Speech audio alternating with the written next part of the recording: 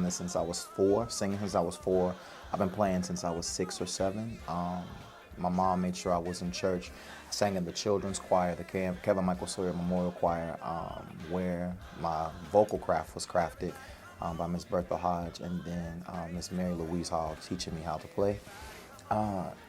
Like I shared with you before, my auntie was really my catalyst for singing, because, you know, a quarter here, 50 cents here, you know, I was rich because I could put it in my piggy bank, because she would always ask me to sing some songs on the radio. Anything that came on the radio, I would be able to remember it and sing it back with no problem. So one day she shared, she pulled up 2 albums, Michael Jackson's Off the Wall, Walter Hawkins' Love Alive, and then said, which music you want to sing? And I was like, I want to sing this music, which was Walter Hawkins' music. And she said, but you'll make more money singing Michael Jackson's music. And I was like, but I feel this music. I like this music. I want to sing this music. And from there, I started directing invisible choirs in the mirror, you know, literally. The choir, the radio would be playing, and I would be in the either backyard, my bedroom, or holding up the bathroom, because I was in there with my boombox, directing choirs and having my own little musical experience. So yeah, that's where it started. So I met Trini actually before the choir, probably in 91-ish, about 15 years old. My church sang at his church, and I was one of the directors, and he was too. So we met then. We were both, we auditioned for Pittsburgh Mass together, and we both were original members of that choir. So that's 91, 92-ish. Summer of 91, there was a big concert, and there was a call made at the concert. We're forming Pittsburgh Mass Choir. And many of us came together a few weeks later to join Pittsburgh Mass Choir. And it was there that I met, in the choir that I met Trini and many of the other singers that are here today. Some of us are still here from that time. I met Trini back in September of 1991. 1991, we were auditioning for Pittsburgh Mass Choir at Pilgrim Baptist Church. Wow. That's all I can say. I've been with him for the whole 30 years, 30 plus years. That's how I became a part of the ministry. So I met Trini when I was about 16. You know, family situation. If this is just for Trini, he knows how we met. I was in a housing situation, and so I moved in with my aunt, and he was there, and we all, you know, so we were like a family. I met Trini when he was 16, when he first moved here. Lisa Brown was a minister of music. They were in the old sanctuary. He was playing long hair. It's like, who's this cat playing the piano? You know, fast forward to all the different churches he's been at. I've been working with him here for over 20 years. So this 30-year anniversary, I've been with him for over 21 to be exact. I met Trini, I was 19, I think, and he was probably 18. And we met in Pittsburgh Mass Choir. We sang together, we hung out together, we went to eat together. We did all the things that teenagers, you know, a bunch of young folk do, hanging out, being loud in restaurants, and shouting at church.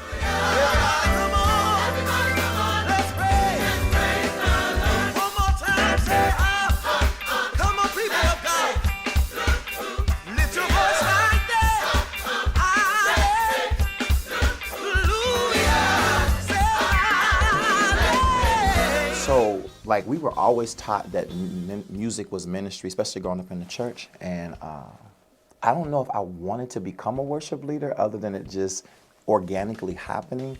Trini has evolved into a tremendous and wonderful man of God. I remember just tall, skinny Trini, the great singer. But in 1992, 93, he transitioned to being the music director for the choir. And he stepped from being just a singer to being our leader, although he was maybe 18 years old or so at the time. And his evolution has been wonderful to be a front row witness to see him grow and tell us, who were older than he was, but and some of us were older than he was spiritually, you know, to say, no, we're going to toe the line. God is calling for this, and we're going to walk this out.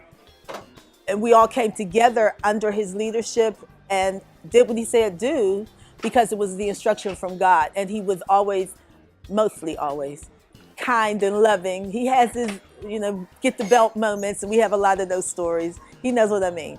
But the overall effort that he put into it to be a man of God, even when he was really, really young, and learning himself has paid off, and we're so thankful for him. Right. So Trini has always been a leader.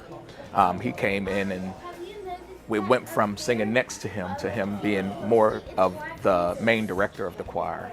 And then the reins in Pittsburgh Mass were passed to him about 92-ish. And then he took the reins and we became Pittsburgh Love Outreach Chorale. So to see his evolution from a choir member to director to leader, and even up until now has been a complete evolution. We all came from different ministries, different experiences, different denominations, but Trini was able to pull us together, keep us together, even through the transitions, and to lead and guide us in a way, especially when it comes to music. It was different than church ministry.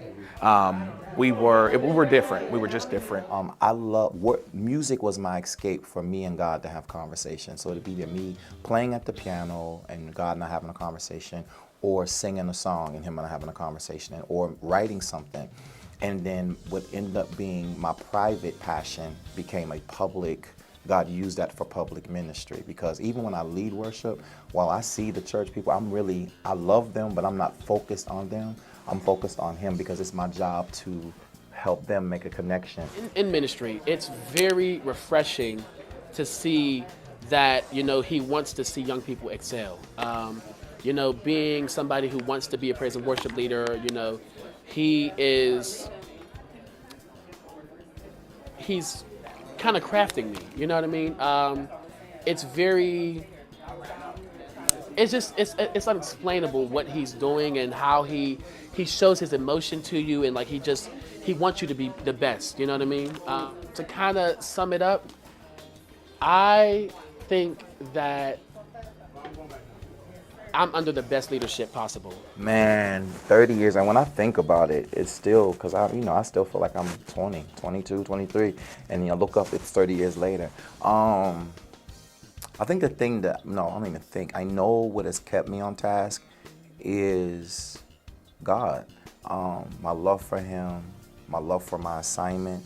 The people I lead have helped me be vigilant, even when sometimes I didn't want to be vigilant or to stay the course, when it was hard to stay the course, because I can't say that all 30 years were easy. There were years, that I wanted to walk away and do something completely different.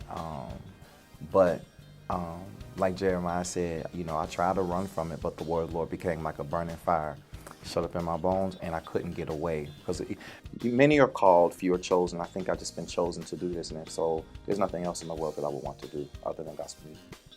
My favorite part, watching the people make the connection, like watching and seeing God touch hearts, and them having their aha moment with him, if I can use that as an example.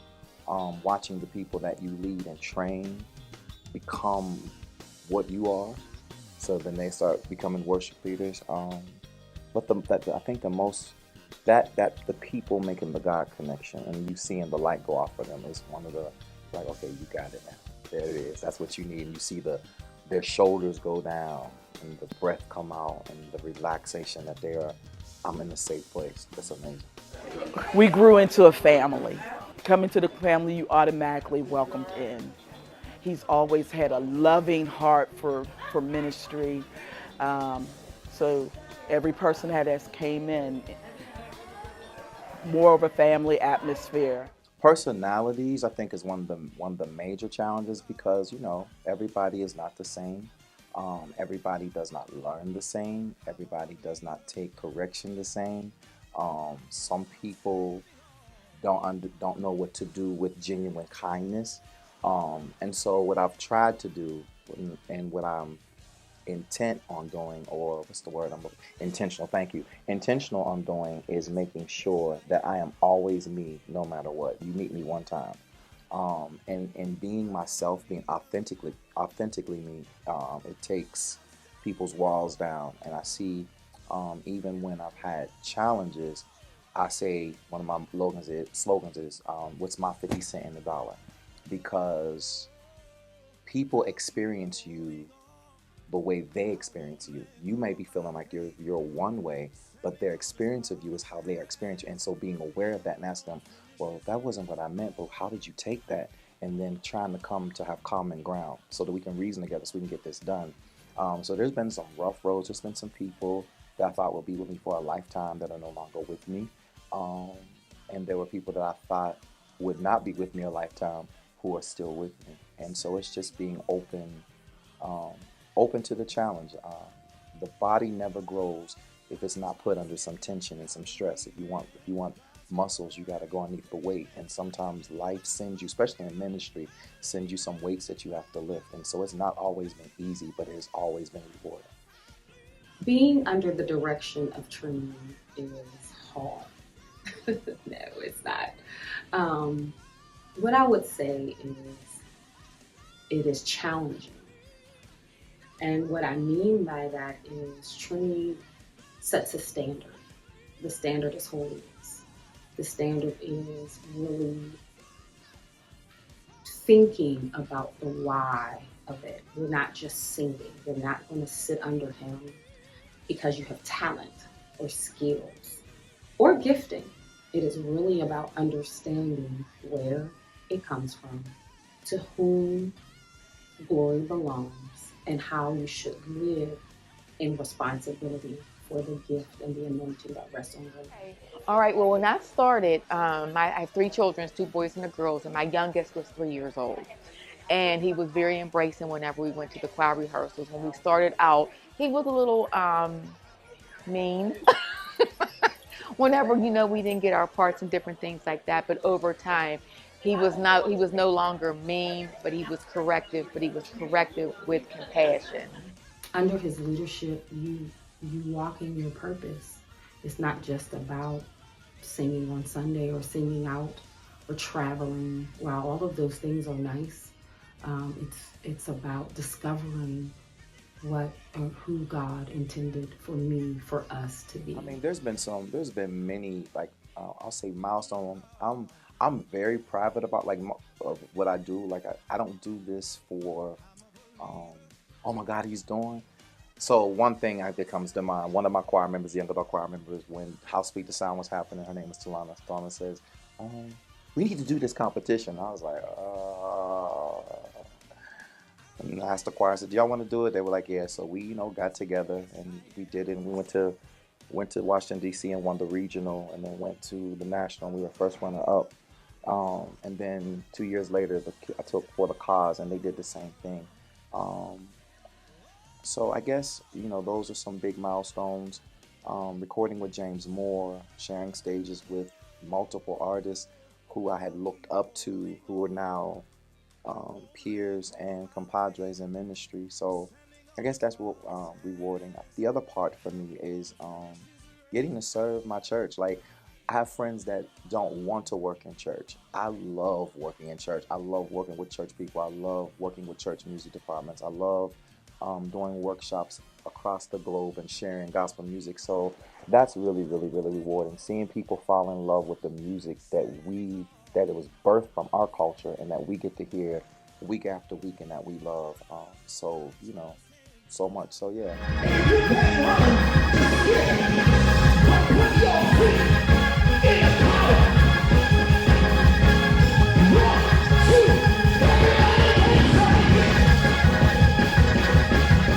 What we see here today is what I have experienced as a part of the choir. We have experienced from the DBC days, and that's like the mid 2000s, the late 90s into the early 2000s, somewhere in there. He knows the time frame. Because we've been together so long, the years blur. So you have to talk about, it was this church or this experience in the institutional days. And so we've seen this, and God showed us that we are his habitation. And it's been continuous from a long time ago. And we're so thankful to God for it. This has been a fulfillment of purpose, I would guess.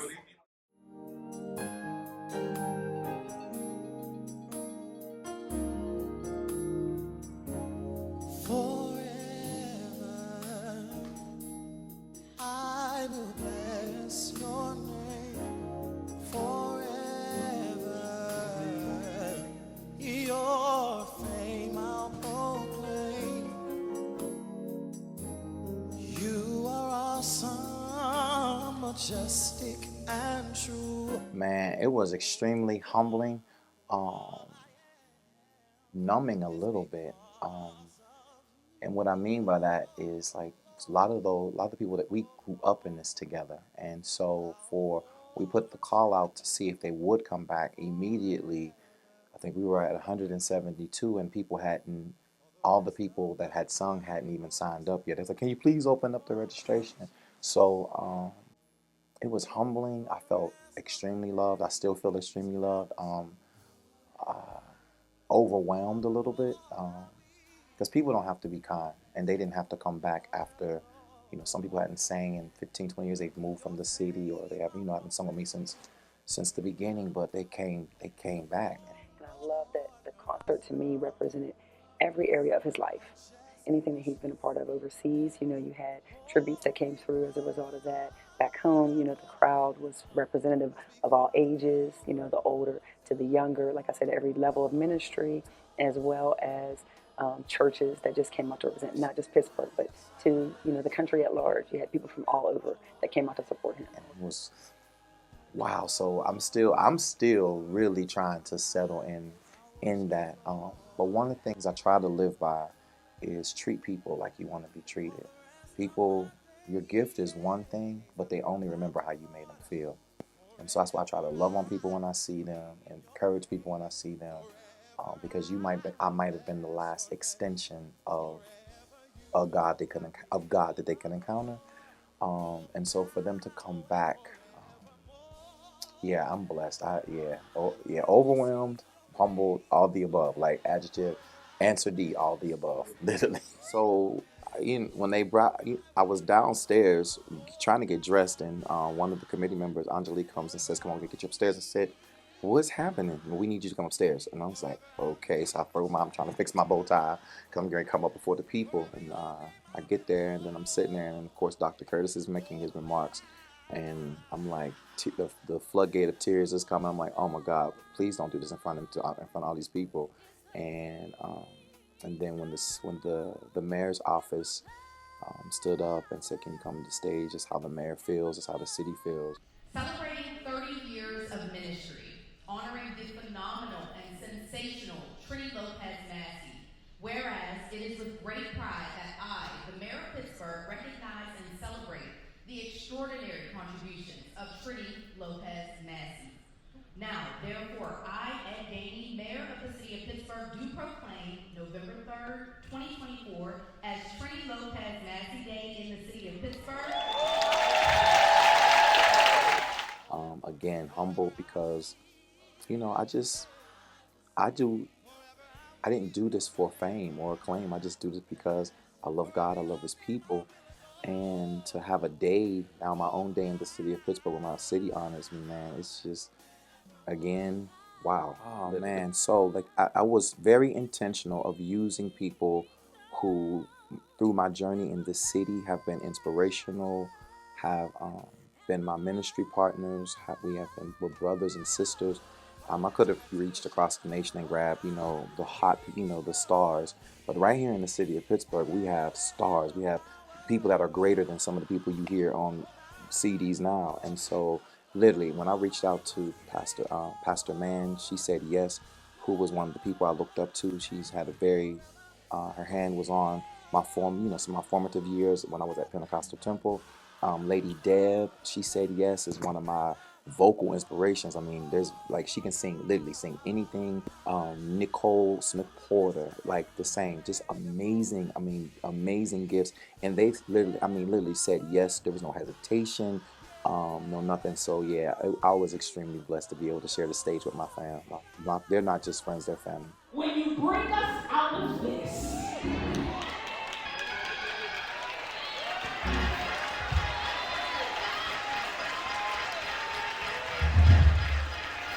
never again will someone have to prime me to praise me.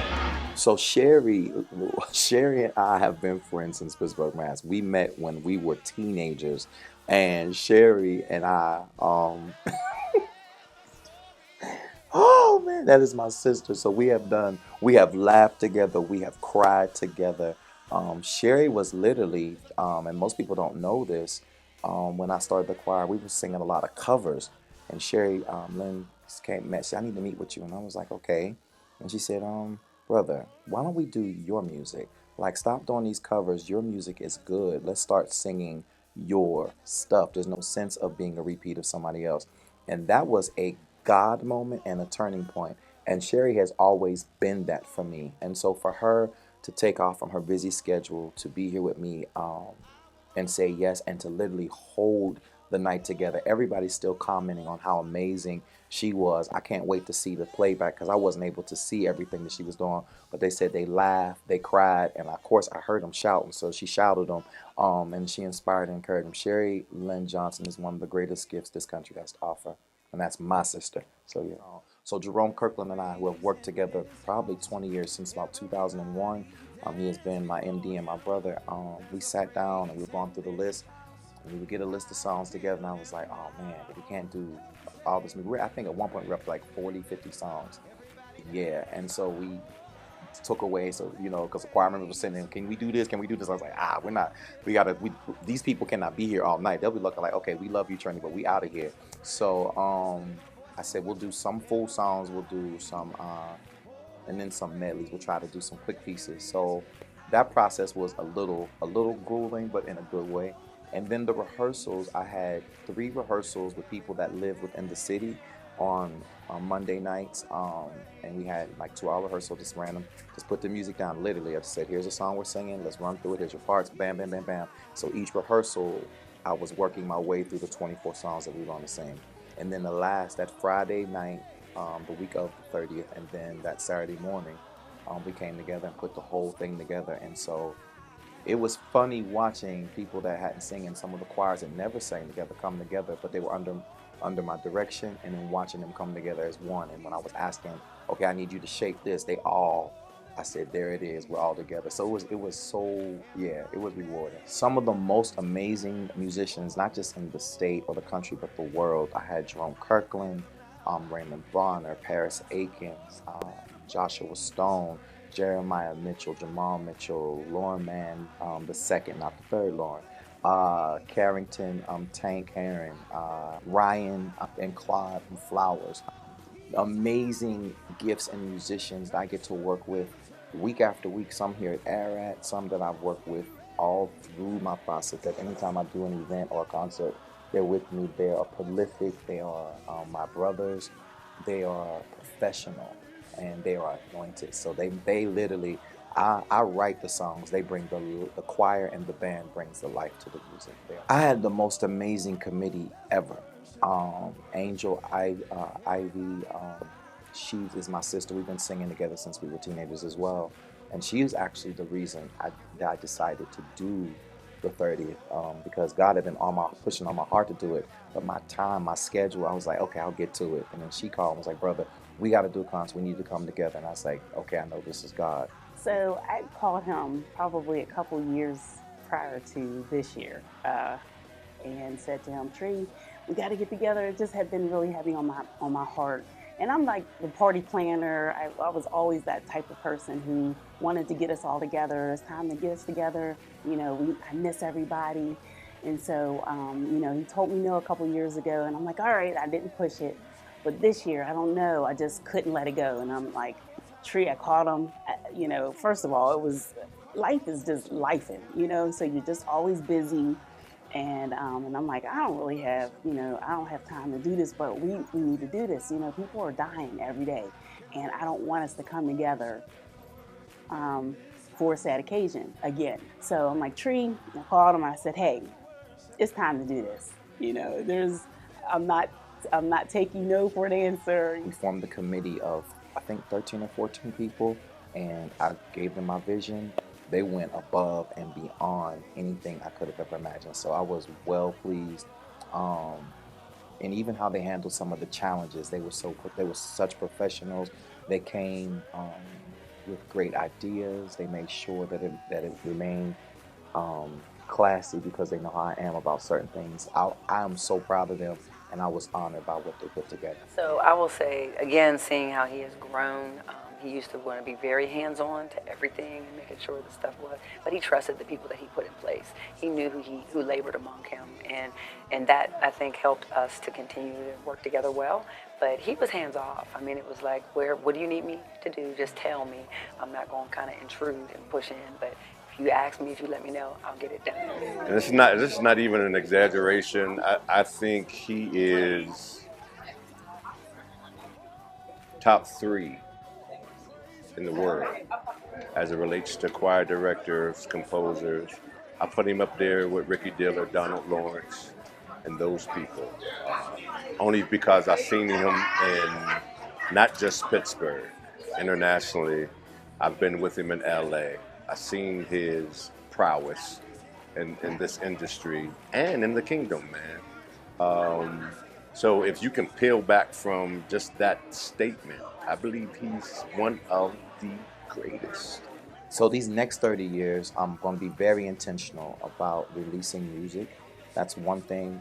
Dumping myself into as many mentees as I possibly can so that they're equipped to do what I do, either at just as good or better. I watch a lot of karate flicks or karate shows. I think I would be a great kung fu artist if they would let me. But one of the things I admire is watching the masters train the students, and they become a master, and then the master becomes the grandmaster and goes into cultivation. So I'm going to continue to cultivate my gift even in a greater way, to be more impactful, probably write more books. I know there's 2 in me, maybe a 3rd, we'll see. I definitely got 2. I've just been asked to do some modeling, which is really hilarious at this age, but hey, let's get this check. But yeah, so being intentional about ministry and more global ministry. Even this week I've been getting calls to come do some things in other places in the world. So I'm excited about that, yeah.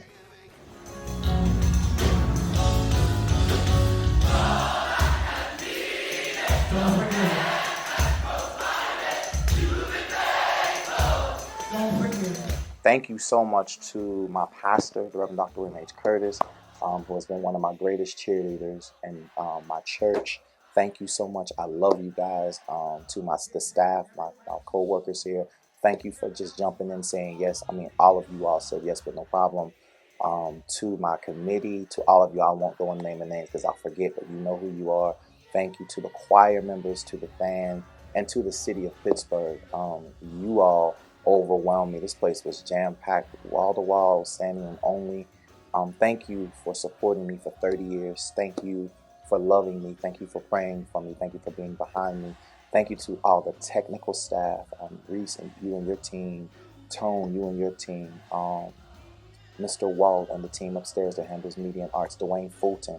The list can go on and on. Just thank you, thank you, thank you. And to my mom, who is sitting in heaven, I hope I made you smile. I hope I made you proud. I love you.